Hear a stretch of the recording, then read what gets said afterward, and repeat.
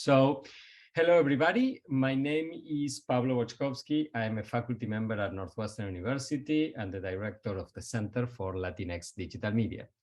Thank you so much for joining us for today's weekly virtual seminar of the Center. It is really a pleasure to have you with us. The mission of the Center is to create knowledge about digital media in Latinx and Latin American communities across the Americas. Today's speaker is a leading scholar in this space. Dr. Bruno Takahashi is the Brandt Associate Professor of Environmental Communication in the School of Journalism at Michigan State University. He is also the Research Director of the Knight Center for Environmental Journalism at the same institution. Facundo Suenzo, doctoral student at Northwestern University and coordinator of the Center for Latinx Digital Media, will introduce Bruno in just a minute. I am delighted to note that this quarter our series is co-sponsored by the Alice Kaplan Institute for the Humanities, the Buffett Institute for Global Affairs, the Center for Global Culture and Communication, the Department of Communication Studies, the Department of Radio, Television and Film, and the Program in Latin American and Caribbean Studies. But before we go to the seminar, I would like to start by acknowledging that Northwestern is a community of learners situated within a network of historical and contemporary relationships with Native American tribes, communities, parents, students, and alumni. It is also in close proximity to an urban Native American community in Chicago and near several tribes in the Midwest. The Northwestern campus sits on the traditional homelands of the people of the Council of the Three Fires, the Ojibwe, Potawatomi, and Ottawa, as well as the Menominee, Miami, and Ho-Chunk nations. It was also a site of trade, travel, gathering, and healing for more than a dozen other native tribes, and is still home to over 100,000 tribal members in the state of Illinois. It is within Northwestern's responsibility as an academic institution to disseminate knowledge about Native peoples and institutions' history with them. Consistent with the university's commitment to diversity and inclusion, Northwestern works towards building relationships with Native American communities through academic pursuits, partnerships, historical recognitions, community service, and enrollment efforts. Let me say briefly a little bit more about how the seminar will unfold. First, Facundo will tell us more about Bruno's research and career in just a minute. Then Bruno will present his work, and after that, we will open for questions. Please enter your questions in the Q&A function of the webinar at the bottom of your screen at any point in time. Facundo will moderate. At the end, we will deliver some closing remarks. Once again, many, many thanks for joining us, and without further ado, Facundo, the screen is all yours. Thank you, Pablo, for the introduction, and hello everyone. Good afternoon. I'm incredibly honored to have been invited to today's seminar to introduce Professor Bruno Takahashi and to co-moderate this very, very promising presentation at the Center for Latinx Digital Media. Professor Takahashi is Brandt Endowed Associate Professor of Environmental Communication and Research Director at the Knight Center for Environmental Journalism, School of Journalism, College of Communication Arts and Science at Michigan State University. He is also affiliated to the Health and Risk Communication Center, the Environmental Science and Policy Program at the Center for Latin American and Caribbean Studies, also in the same institution. Bruno Takahashi received his bachelor's degree in communication from the University of Lima in Peru, and his MS and Ph.D. in environmental sciences from the State University of New York at the United States. Dr. Takahashi has edited 3 books, written several book chapters, and have published more than 50 journal articles focused on media coverage of environmental affairs, environmental journalism practices, risk communication, and the link between media and policy. He has a particular interest in the coverage of environmental issues in Latin America media and US Latino media. Professor Takahashi has received multiple distinctions and awards in the field throughout his career. In 2019, he won the Natson Latin American Book Prize from the Association for Education in Journalism and Mass Communication. And in 2021, he became fellow of the Institute for Diverse Leadership, also from the Association for Education in Journalism and Mass Communication. He's currently working on the project Intercultural Science Communication Research and Training to Broaden Participation among Historically Minoritized Science Practitioners, funded by the National Science Foundation. Without further ado, please join me in welcoming Professor Bruno Takahashi. Thank you very much, Facundo and Pablo and everyone else who is joining us today. I want to start also with a land acknowledgement. Michigan State University occupies ancestral, traditional, and contemporary lands of the Anishinaabe, the three-party confederacy of Ojibwe, Odawa, and Potawatomi peoples. The university resides on land ceded in the 1819 Treaty of Savannah. I also want to start with a sort of a positionality statement before I get started with my presentation. My pronouns are he, him, his. I'm originally from Peru, as Facundo mentioned.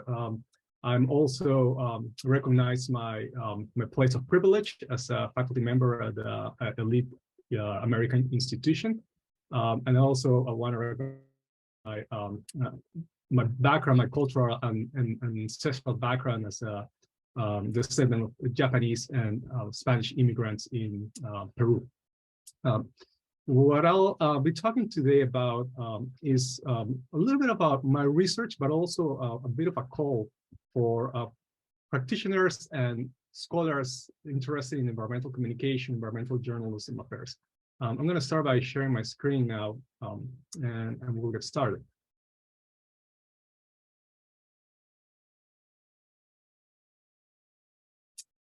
So the title of my presentation is Broadening Participation in Environmental Communication Research, a Latin American Perspective. The reason why I'm presenting this somewhat broad topic is because I've been working the last few years in a range of different research projects, and through that work, and certainly the work of many others in the field, both here in the US and Latin America, as well as other regions of the world, I started to realize that the challenges and the gaps in scholarship that scholars in communication have recognized throughout decades, honestly, are very particular when it comes to environmental communication research. So I want to walk all of you through a bit of a history on this area of study of environmental communication, both from the dominant perspective, which is a very Western US-centric perspective, as well as a Latin American perspective, and try to make a case for, think about ways in which we can bridge those gaps and provide more spaces for participation from anyone who's interested in working in this area. And that could eventually, and that's the argument I want to make, that eventually will lead to more valid, robust, and just better scholarship in environmental communication. To get started, I'm going to start with a short story. This is a picture of some of my students, Michigan State students. I took them to Peru a few years ago. This was pre-pandemic. We visited various different regions. This was an education abroad program, and I took them to a range of different places, the coast, in the Andes, in the Amazon rainforest. So this image is of students doing some community work in the region of Puerto Maldonado in the Amazon, in the Peruvian Amazon. And a lot of the work they were doing, working with kids, but we were also learning and listening. Some of the elders talk about their experience. It's a small community, mostly based on very little commerce with the only city in the proximity of the city of Puerto Maldonado, but also they're relying on a little bit of tourism and also some subsistence farming and hunting. They also have cable TV, so they knew about the world outside their small community. But certainly the ways in which they were thinking about their relationship with the natural environment, as we know, it's different than the ways in which we here in the US or in the West more broadly conceptualize environmental issues. So questions about climate change, that matter a lot to many people here. I'm concerned about climate change, were not as salient to people in communities like this. So I started thinking about the ways in which we conduct research in environmental communication that pretty much ignores this lived reality of communities like this. And that's where I really started thinking about what do we know, what do we really know in the dominant field of environmental communication, and what is missing that it's only missing not because it hasn't been done, but because we are just not having those conversations with scholars in other regions of the world that are very active in working with communities like this, or examining issues that fall within the realm of environmental communication, but are not necessarily framed or conceptualized in the same way that we do research here in Western or global North countries. So, so there's been certainly a lot of discussion and quite a bit of research on this problem in the social sciences. Joseph Hendrich, who's at Harvard, published this book a few years ago called The Weirdest People in the World. So the weird research as defined by Hendrich and others stands for, it's an acronym for Western educated, industrialized, rich democracies. We know that the vast majority of social science research, including most of the communication research, examines weird populations. And again, the question is the extent to which those concepts, those theories, the methods that are used apply to populations that are not weird.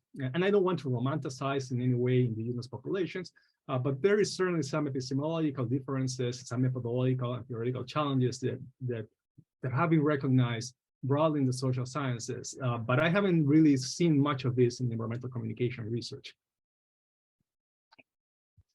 So looking at what has been done and what has been discussed, Silver Waisler has written quite a bit on this topic, as well as other Latin American scholars and other communication scholars around the world about the need to de-Westernize communication studies. I'm not going to go in much detail on this topic, but this is certainly a conversation that we're seeing also in subdisciplines, subfields within communication more broadly. But again, I haven't seen much of it in environmental communication. There is a little bit, but it's not as salient as maybe it should be, or I argue should be.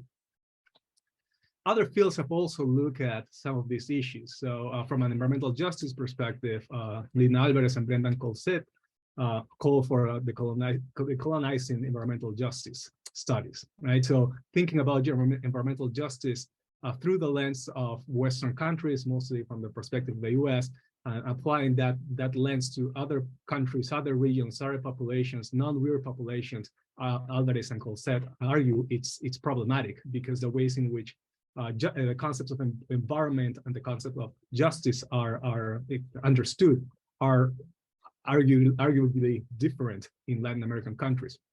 So there is certainly quite a bit of conversation out there that from a variety of different disciplines that I think could help us, at least those working in this space of environmental communication, start to better think and discuss how we can pull from these different disciplines and these different ideas to create a more robust approach to environmental communication research. Now I'm going to go a little bit back in time just to provide a little bit of context to those who are maybe not familiar with the scholarship of environmental communication. The research in environmental communication really started in the United States in the late 1970s. I'm going to focus particularly on the institutionalization of the field. And back in the 1970s, the first studies were examining media coverage of environmental pollution. Back in the 70s, it was mostly about pollution and the health effects of such pollution. And that early scholarship was published mostly in the Journal of Environmental Education that no longer exists. And after that, there was an emergence of a field within rhetorical studies. And the first issue of the Journal of Environmental Communication, which it's a flagship journal for the field, was published in 2007. And that first issue of the journal focused on this idea of environmental communication as a crisis discipline. The lead essay in that first issue was authored by Robbie Cox, now emeritus professor at the University of North Carolina, Chapel Hill. Who made this call for thinking about environmental communication as a crisis discipline, the same way that other disciplines such as conservation biology are considered crisis discipline, meaning that environmental communications have this ethical duty to conduct research that actually matters, that it's very applied, that makes a difference in the people's lives. That first issue was all focused on this idea of crisis, discipline, and ethical duty of environmental communication researchers. The second issue of the journal had an editor's note by Julian Eigenman, who is one of the leading scholars of environmental justice here in the United States, calling for scholarship that focuses on just sustainability, right? So an environmental justice angle to environmental communication scholarship. So certainly since the inception of the formal inception of the field in the first decade of the 21st century, these discussions about environmental justice and about different perspectives from different lived realities was salient in the pages of at least the leading flagship journal. However, looking now back at what the field has produced in the last 15 or so years, or even going back, predating that first issue, we see that those calls have not fully been answered. My colleague Susanna Evans-Comfort at Indiana University and her co-author, Young Ewan Park, conducted a systematic review of the literature of environmental communication. They did focus on English language journals, but it still gives us an idea of what are the kind of the big trends in the scholarship. And not surprisingly, most of that research focused on climate change, especially again, starting in 2007, 2008, particularly just before the 2009 Copenhagen Conference of the Party meeting. And most of that research also focused on particular either products or particular communication processes. So there were a lot of media effects studies, quite a bit of content analysis of news coverage, also quite a bit of behavioral change type of research. And what they also found was that there was a disproportionate amount of scholarship focusing on the US as well as Europe, with Latin American countries being represented by just a few articles. And again, this is only for the English language publications. I conducted a similar study just a couple of years ago, looking specifically at scholarship on news coverage. And not surprisingly, the trends are the same. Climate change dominates this area of scholarship. The US is the main focus. Newspapers are the main type of media examined. So very similar patterns from what Evans-Comfort and Ewan Park found in 2018. Now, there has been quite a bit of research in Latin America, and I want to highlight that. For example, Jenny Constanza Roman Núñez and Oscar Julián Cuesta Moreno conducted this study called Communication and Environmental Conservation, Advances and Challenges in Latin America, where they provide also a sort of systematic review, or probably more akin to a scoping review, where they look at the Spanish language literature on communication and the environment, which includes Spain as well. And they found that the countries that produced the most scholarship were Spain first, Colombia, and Mexico. Not surprisingly to some, they also found very similar patterns to the scholarship in English language publications, with a focus on news coverage, focus on behavioral change, and not much on media effects. But they did also find a topic not reported in the English language systematic reviews, which was a focus on communication and education. So a lot of the scholarship in communication in Latin America, starting in the 70s and 80s, had a strong focus on communication for development, which I'll talk about in a few minutes, but also the link between communication and education. So environmental education as a form of communication, or vice versa. So that was a distinct feature of this particular systematic review. A few years later, this was, I think, 2020, so the previous study was 2018. This study by Ana Claudia Nepote, Luisa Mazarán, and Mariana Rocha was published in 2020. They did a similar systematic or scoping review, but this time they excluded Spain and included Brazil. In this particular review, they found that Brazilian scholars were the most productive one, and there was a strong emphasis on environmental news coverage, but also a strong emphasis on the roles of science museums in environmental and science communication, which was, again, not as strong as in the English language literature, because science communication here in the US and Europe is considered a separate subfield of research in communication. In this particular review, science and environmental communication were considered as part of the same subfield. So these two reviews show that there is research happening in the region, coming from the region with a unique lens, which I'll talk about in a few minutes. But it also showcases and highlights some limitations. Although there is research done, there are not as many empirical studies as you find in the English language literature. A lot of these publications are either case studies or conceptual papers or opinion pieces. So to a lesser extent, we find empirical studies. And we'll talk about why that might be the case also later today.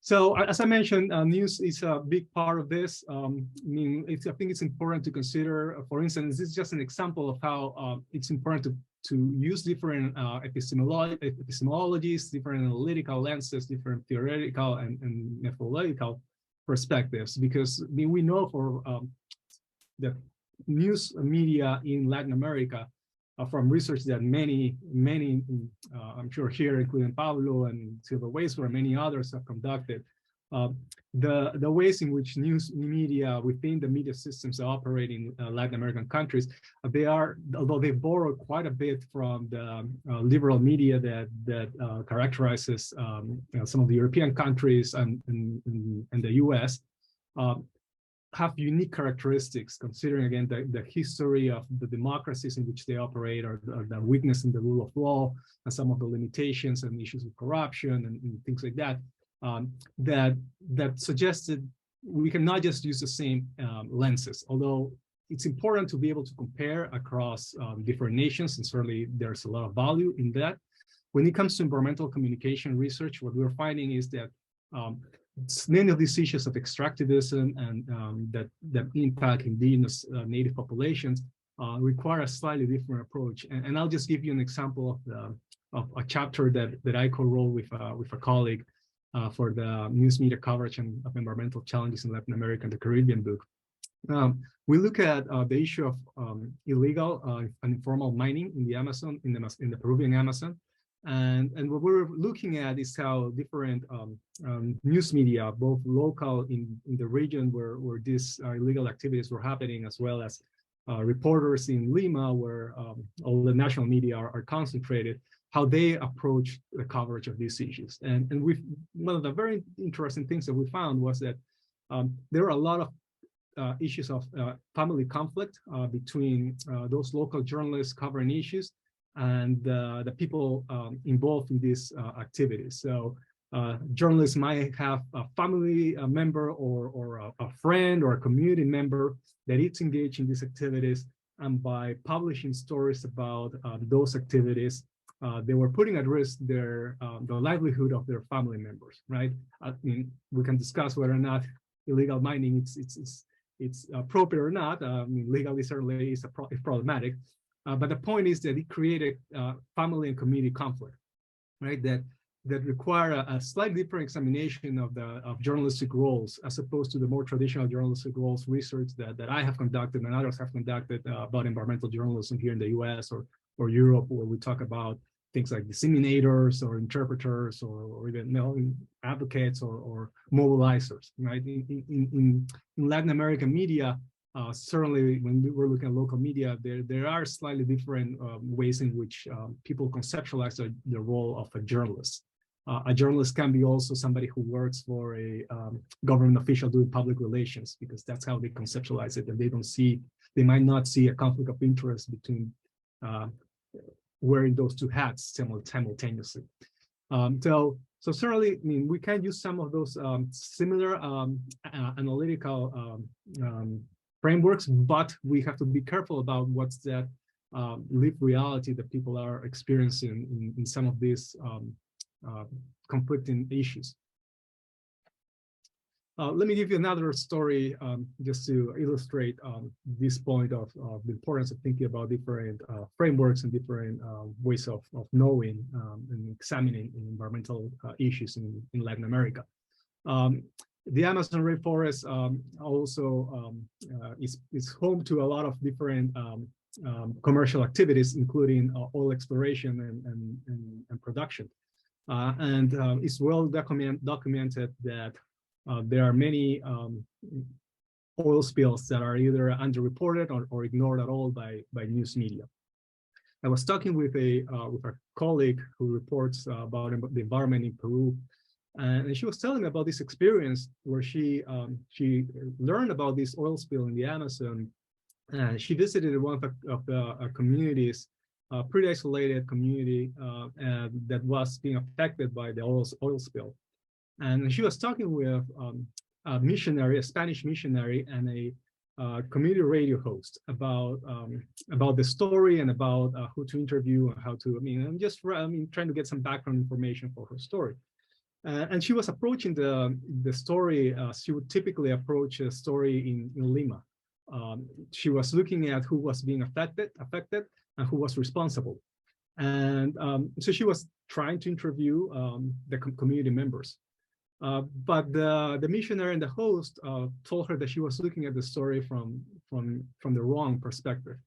That even though community members were being affected, they were not the primary population being affected. What they told her is that within the cosmovision of this community, of this indigenous community, people who have passed away and live in the underworld, under the river, under the riverbed. Therefore, oil spill that affects the river, the waters of the river, will affect directly people in this underworld. And she had just not even considered that as a possibility. Therefore, she had to adjust and completely change her story to focus on that cosmovision, how it affects in the minds of the community, how it affects those people who have passed away, who are still playing an important role in their lives.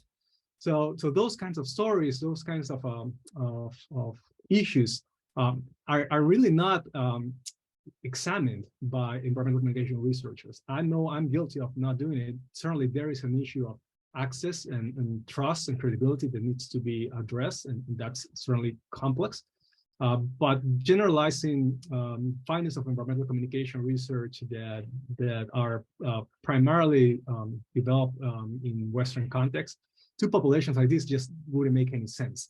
But a large majority of people in many of these countries would be considered weird populations and would require a different approach to understanding how they interact and how they perceive the natural world.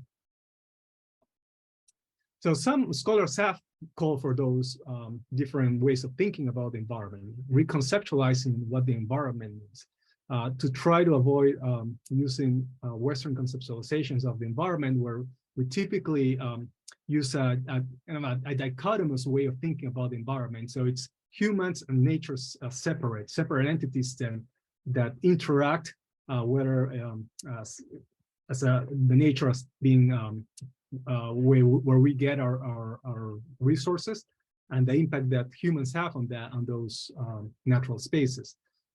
So historically, in Western perspectives, that has been the way we approach our scholarship, right? It's kind of this separation, or on the other way, humans as the center of the world, right? And all other species subordinate to humans, as opposed to more of an ecocentric perspective to environmental affairs.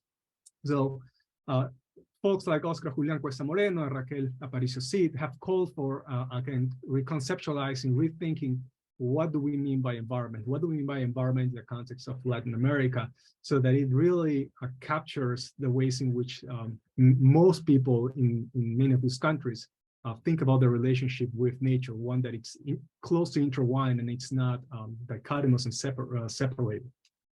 So again, there is research in this domain. The issue that I think we need to address as scholars is how to to recognize this research, how to elevate this research, how to determine whether there are potential ways in which we can have conversations about these issues.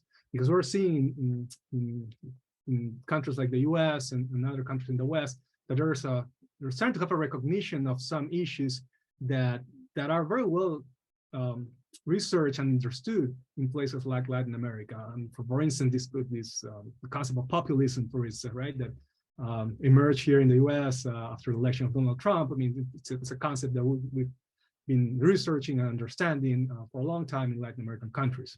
Similarly, in environmental communication, there are some ideas like this concept of ecocentrism that has a very unique definition in Latin American context.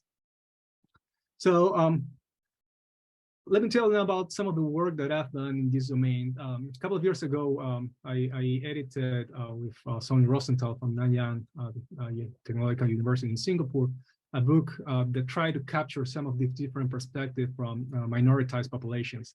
And last year, I co-edited with some colleagues this Handbook of International Trends in Environmental Communication, where we try to make this case for approaches to and strategies to try to get scholars from around the world to come together, to collaborate, to just even share their own perspective, their own experiences, to see what could be learned. So these are a couple of the chapters that we produced, but I want to highlight the chapter by my colleague Jagadish Thakur, who is at Auckland University in New Zealand, he's originally from India, where he makes this case for thinking about environmental communication from the perspective of environmentalism of the poor.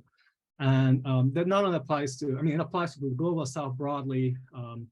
Certainly there are unique applications to different regions. It's not a single one-size-fits-all approach, but he borrows this idea of environmental of the poor from the work that ecological economist Joan Martínez Alier from a Catalan scholar, that he proposed a few years ago to try to challenge again those conceptualizations of environmentalism that we hold as unique and true here in the West, where both Martínez Alier and my colleague Jagadish Thakur, what they argue is that we cannot separate again that lived reality, that dependence on the natural world from issues of conservation, from issues of environmental protection.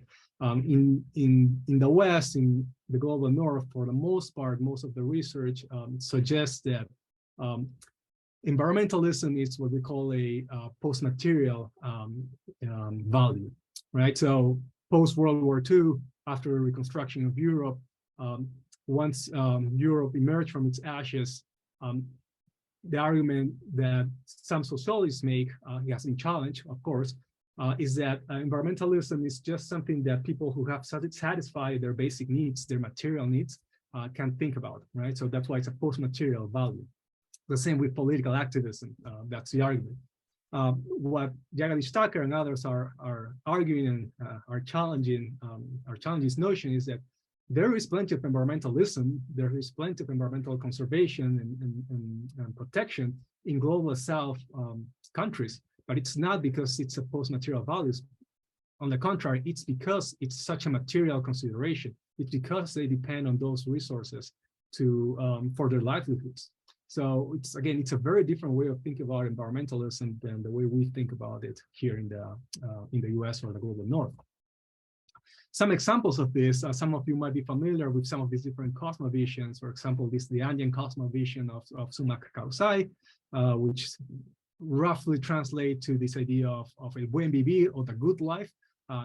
Very different in the sense of having a good life here in the US, or I mean, the idea is to have a big house, 2,000 square feet house, 2 cars in the suburbs. Very different conceptualization of what the good life means. But it's more of an idea of really living in harmony with the natural world, right? And not abusing it in the way that I mean, for the most part, we think about a relationship with nature, with the natural world, the very capitalist perspective to a relationship to nature, right? So it's like nature is there for for the taking for the resources that it offers us to have a good life.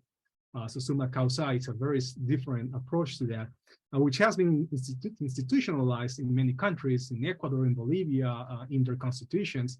It's interesting to see again how some of these cosmovisions are becoming more mainstream, for better or worse, but certainly create spaces for exploration, for scholarship in environmental communication. Another concept that I think it's valuable coming from Latin American scholars is this idea of territory, territorialidad, right? So it's this relationship again with the land, where it's both material but also symbolic. For a lot of communities in the Amazon region and other places in the global South, indigenous populations that have lived in these places for decades, maybe outside of the traditional legal system or with the traditional idea of property rights. Their relationship with the land, it's very different than the way that we understand it once we purchase a house or land and we have a piece of paper. It's material because they depend on it, but it's also symbolic because it represents that kind of cosmovision, such as summa causa. So this is a contribution that Latin American scholars have made to environmental communication research, that again, it's somewhat unique to our understanding of the issues that people face in the global South. And then another point I want to make is this idea of communication for development, that I think it's key to our understanding of the evolution and development of environmental communication research in Latin America. Communication for development mostly developed here in the United States as a very functional perspective of a very practical approach to communication to achieve certain specific goals, right? And typically it had to do with behavior change. In Latin American scholars have been very critical of this approach. Things like social marketing, for instance, as again very functional approach to communication, arguing that in Latin American societies, communication should not be perceived as again just a way in which elites can manage to reach goals or their objectives related to behaviors, or again this concept of development that has been challenged, development being thought as a way to improve the conditions of life in the global South, so that they resemble the way of living in the global North. So that has been challenged considerably, right? Again, thinking about the needs and the relationships that some people in the global South have with land, that they have with the natural environment. So quite a bit of the scholarship on environmental communication research borrows from the principles of communication for development, but also emerge from a criticism of communication for development, challenging communication for development, arguing that communication should be more about community building, public participation. And I'm not saying that that doesn't happen in scholarship in the US. There is quite a bit of that in US and European scholarship, but the argument that in this case Alejandro Barranquero makes is that should be the central focus of communication, environmental communication in Latin America. And another example, just to again highlight this conflicting views of what environment is and what development means. We've all heard this metaphor of the Amazon, right? The lungs of the world, and certainly the Amazon plays a very important role in sequestering carbon emissions. But we know they are not the lungs of the world. Technically, the oceans are the lung of the world, and they are at capacity, certainly. But the interesting thing about the use of these types of metaphors and this type of imposition away from global North actors, stakeholders about conservation, again, completely ignores lived realities of people in the Amazon. And I'm not advocating for deforestation of the Amazon, by the way. I disagree with the policies that Jair Bolsonaro has taken in relation to the Amazon.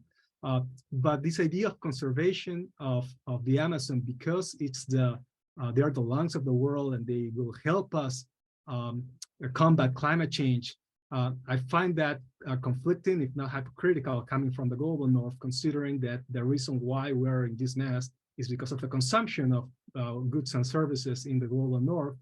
Lots of those coming from the Amazon, right? The demand for hardwoods such as mahogany has driven those species to extinction, basically. So using this type of metaphor to garner support for conservation of the Amazon, I find problematic in a way. I think it's important to consider again what are those systemic challenges that explain issues of deforestation and how that is intertwined with issues such as poverty, such as corruption, such as in this unequal dependency between the global North and the global South, and just ignoring again the lived experience of people in those parts of the world. I want to highlight a couple of other examples of how this type of scholarship can move forward. This article at top, Mining the Media, by Carla Palma and Camila Alcaíno, Chilean scholars.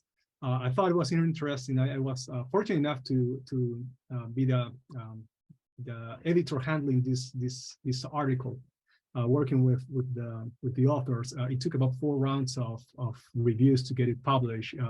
Part of the issue, I think, it was because of the ways in which the reviewers were thinking about the piece, not necessarily fitting within traditional norms of scholarship in the global North.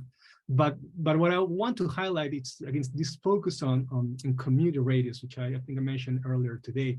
Community radios playing a very important role in Latin American countries, driven in part because of the context in which they develop, in context of military governments, of authoritarianism in many of the countries that led to many of these different community radios to just pop up and really become key places for communities to have conversations about what was going on around their communities and around their places where they live. Similarly, I did a study with colleagues from Chile, Mexico, and Puerto Rico, looking at discourses and narratives and imaginaries of, in this case, the new forestry law in Chile. And I highlight this one because I thought it was really interesting. We did a kind of a discourse analysis of letters to the editor in El Mercurio, their newspaper of record in Chile. And what we found is that because of Latin American countries are largely Catholic populations, the discourses, the imaginaries of Catholicism were extremely powerful and were driving this discussion about what should this policy about forestry should be. And again, that's somewhat unique to the region because of the legacy of Spanish conquest in the region. So again, each one of the regions of the world have kind of these unique cultural aspects to it that I think are very important to consider and should be the basis for this type of scholarship, and not a blind application of frameworks and methods and theories developing the global North. And I'm guilty of doing that because I was trained here in the US. So it's really a learning process for me as well. I mean, certainly many of you are familiar with some of these folks. I mentioned Joan Martinez Alier. Many of you who study in Latin America are familiar with Jesus Martín Valvero and Armand Matelart, who really influenced communication research in the 80s and beyond. And so I'm highlighting these scholars just as a way to remind us that there is important scholarship with its limitations, which I'll address in a few minutes, that we need to consider. So, but and I'm going to try to wrap up fairly soon so that I can give some time for question and answers. But I'm also thinking, why does it matter in the U.S. context? Why do we need to think about these issues in Latin America here in the United States? And I probably don't need to say much about this, but there's this important population of Latin American immigrants here in the United States that are concerned about environmental issues. So there is plenty of research that suggests that Latinos, Latinx, Latinas, Hispanics are concerned about environmental issues, are more concerned of environmental issues than people in white populations. And the question is why? Why are they more concerned? So some of the research that I've done certainly shows that there are quite a bit of differences in the ways in which Hispanics conceptualize their environmental issues, how they think about these issues, and that we need to be aware of where people are coming from. And I want to also highlight the fact that in the next few years, we're going to see more migration happening within the United States, but also from Latin America, driven by climate change. And those migratory movements will have an effect on demographics of the country, but as well as who gets involved with environmental issues. And I think it's important for us to consider those upcoming changes when thinking about our scholarship in environmental communication. A couple of more issues that I want to highlight. So this question of how to broaden participation, I'm going to try to wrap up in the next few minutes. Many of you are familiar with many of these associations, which are great to provide a lot of different spaces for scholars to share their work, but there are also practical limitations to access these spaces.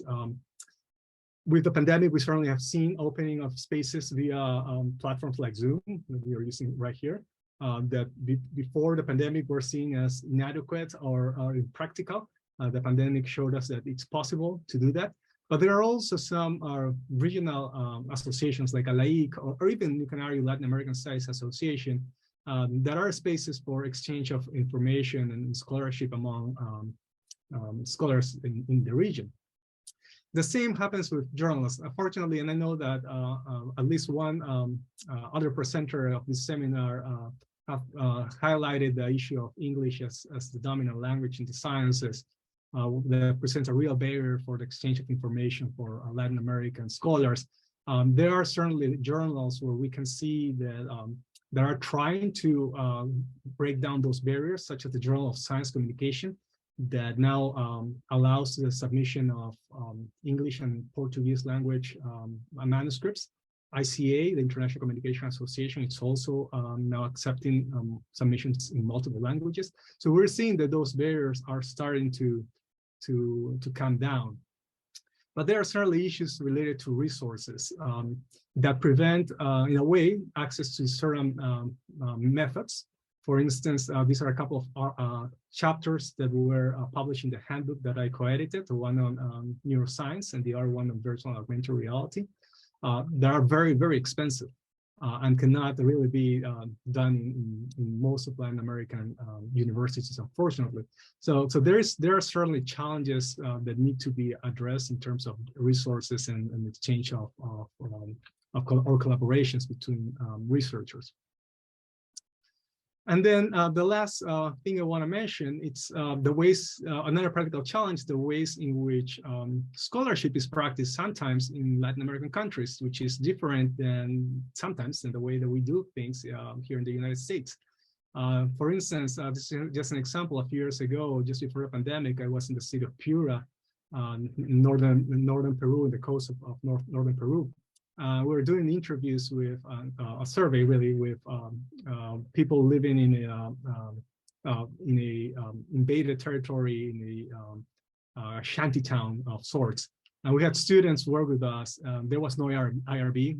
My colleagues did not know what IRB was. There were challenges in securing permission to interview people. The data collection process was not ideal. As much as I tried to help and work with my colleagues, they were extremely gracious for the work, but I had to recognize the ways in which they were used to doing things, which again might be conflicting for people not used to that. This is an image of a student doing door-to-door interviews. There were issues related to security because it was not a safe area to be during certain times of the day. But at the end of the day, it led to a nice friendship and a nice collaboration. So my suggestion is, I mean, if you're in a space like this, in a situation like this, to be flexible and enjoy the process and not try to be patronizing, because that could be something that can easily happen. And so we got to be mindful about those differences and not judge people for the ways in which they do work, which might be different than what we are used to. I know I went a little bit over time, but that's all I have for you. I hope that this was informative, and I look forward to your questions. Thank you, Professor Takahashi. This was a wonderful presentation. I would like to remind the audience, if they have any questions, they can introduce them in the Q&A button in the bottom of the screen. But I would like to start with one question that I was trying to conceptualize as long you were presenting. So you mentioned that, like, historical, there was, like, particularly in the development, the theoretical development in the US or Western development, there was this strong focus, or like this focus on behavioral change, like focus on how we can communicate, like, science, particularly with environmental issues, to like promote behavioral change in people.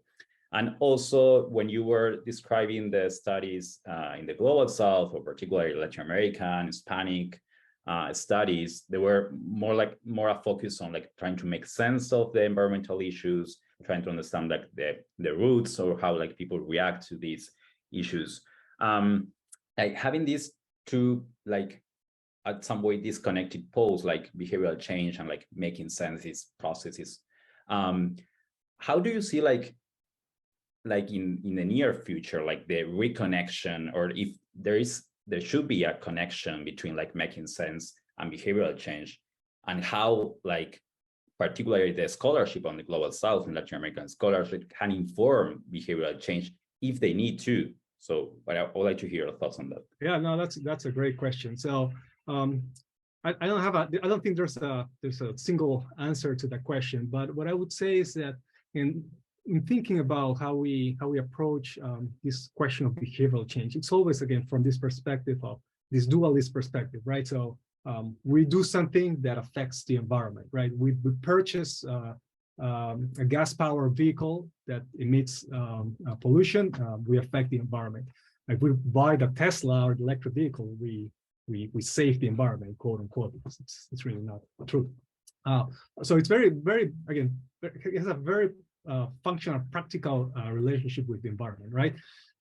But certainly it's although it's the dominant way of thinking, that doesn't mean that can't change, right? So that the historically, the research on environmental communication that has looked at earlier conceptualizations of a relationship with the environment. I mean, going back to the 19th century, or even further down the line before that, with the kind of the discovery of the West, and a relationship with nature back then was one of fear, right? Of the nature being scary, nature being something that we need to dominate, right? In other kind of cosmovisions, or other ways of thinking about the environment, even you think about Judeo-Christian conceptualizations of the relationship with the environment, that was very functional. It has started to change to more of a question of stewardship, right? Of taking care of our resources, of our finite resources. So those conceptualizations, at least here in the US, historically have changed. You think about the emergence of the modern environmental movement in the US in the 1970s, in 1970 with the first Earth Day, those conceptualizations also change with a recognition that, yes, what we do matters, right? And that there's this idea of self-efficacy, that it matters.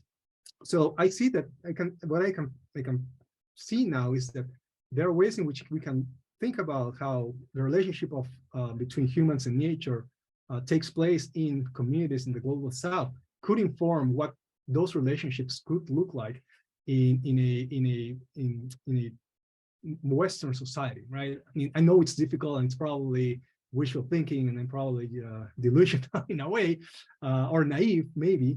But I can certainly see that there are possibilities for those type of conversations where we can see that there are ways in which humans and nature coexist that could be translated to other places. And I think there's other ways to think about it potentially, but I see historically that the relationship with nature has changed. So I don't see why it couldn't continue to change from what we have today. Thank you very much, Bruno. I think that Mora has a question. Yes, I do. Thank you, Facundo, and thank you, Professor Bruno, for this really great presentation. I have a question that's kind of anecdotal, but I think that 2 weeks ago, Bad Bunny released a documentary / video from his song El Apagón in Puerto Rico.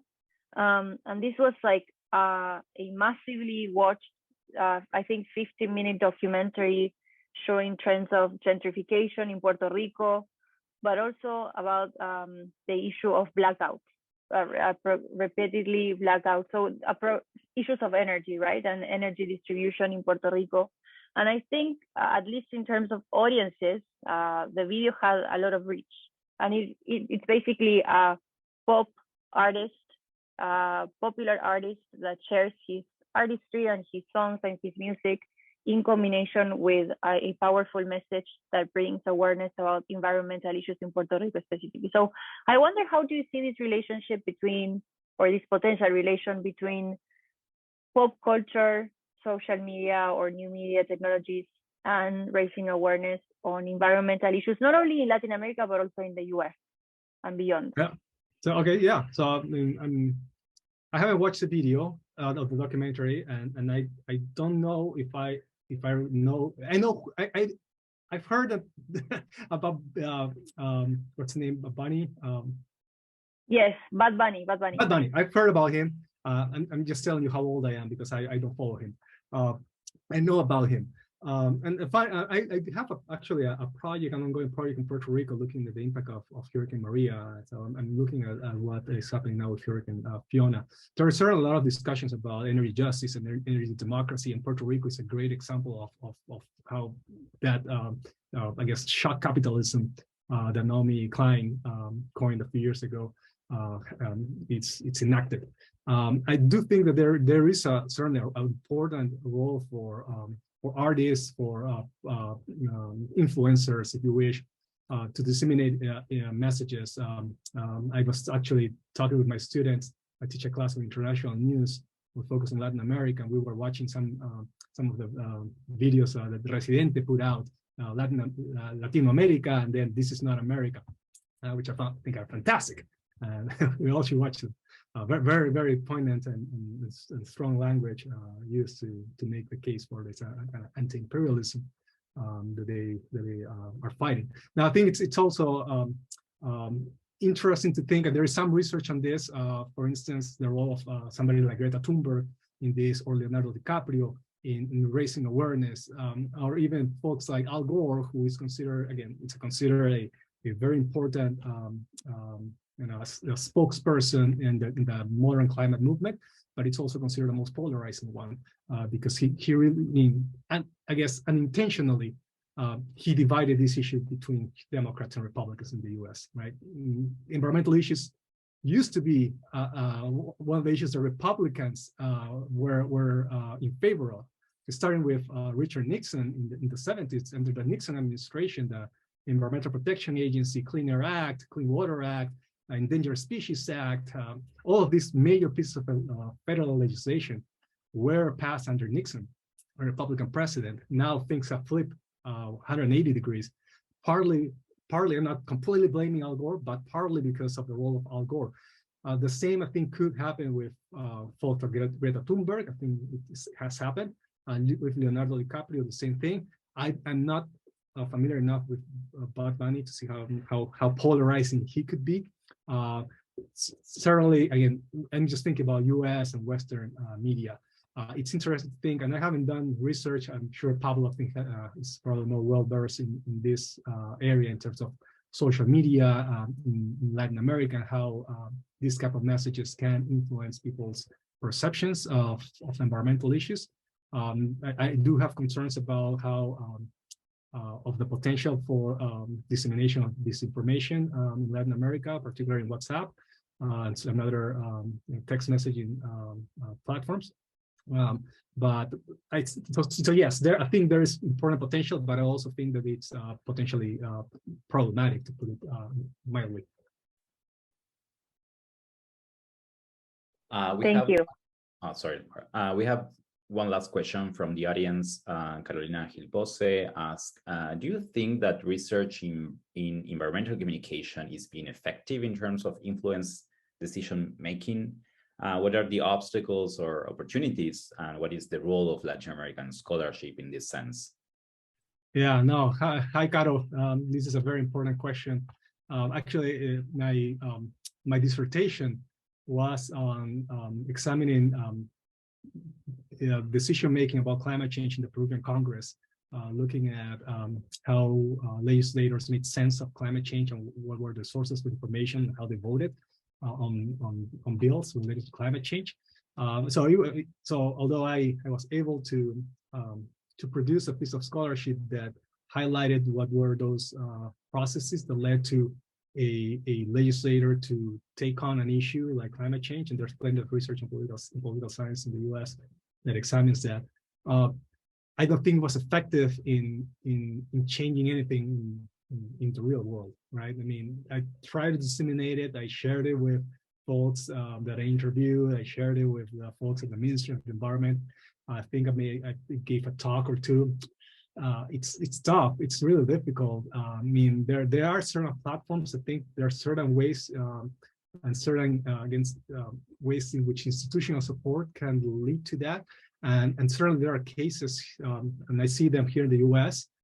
For example, the work that Ed Maybach and Anthony Leserowitz do with climate change centers. There are centers for climate change communication that have had a very strong influence on how decision makers, both at the local, state level, not much at the federal level, how they approach climate policies.